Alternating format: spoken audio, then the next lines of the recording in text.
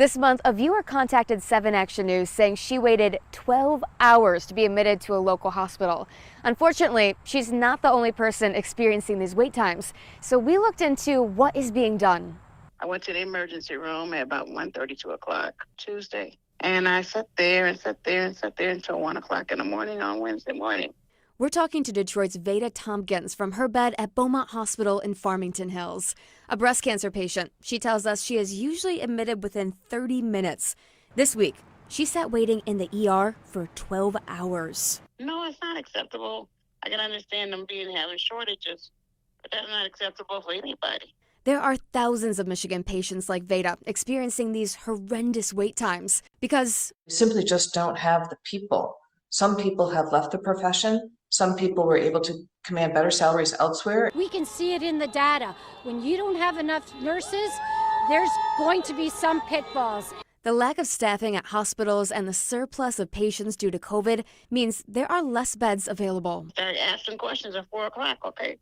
When am I being seen? According to Laura Appel of Michigan Health and Hospital Association, this August there are 1,700 fewer staff beds all across Michigan hospitals than compared to October 2020.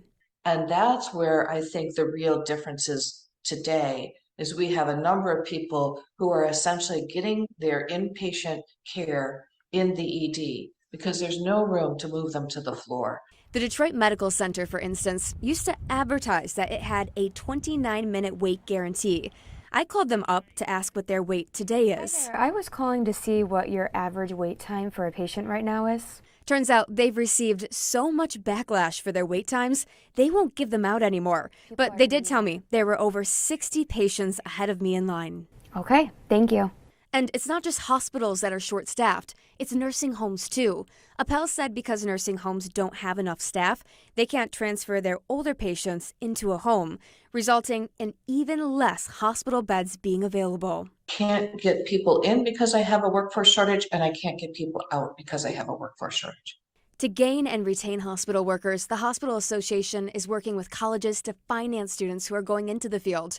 Oakland University just announced a partnership with Beaumont that will provide more than $20 million in the next 5 years for aspiring nurses. Plus, in February, the state approved $3 million for recruitment and retainment of nurses.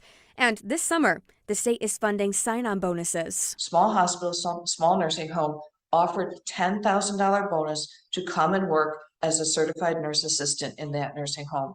We will pay for your training to do that. So far, they've gotten 2 people to say yes.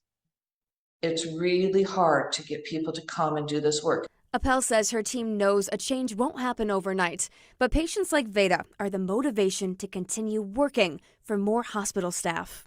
So what are you hoping comes of this? That they hopefully get some more staff. Reporting in Southfield, Sarah Grimmer, 7 Action News.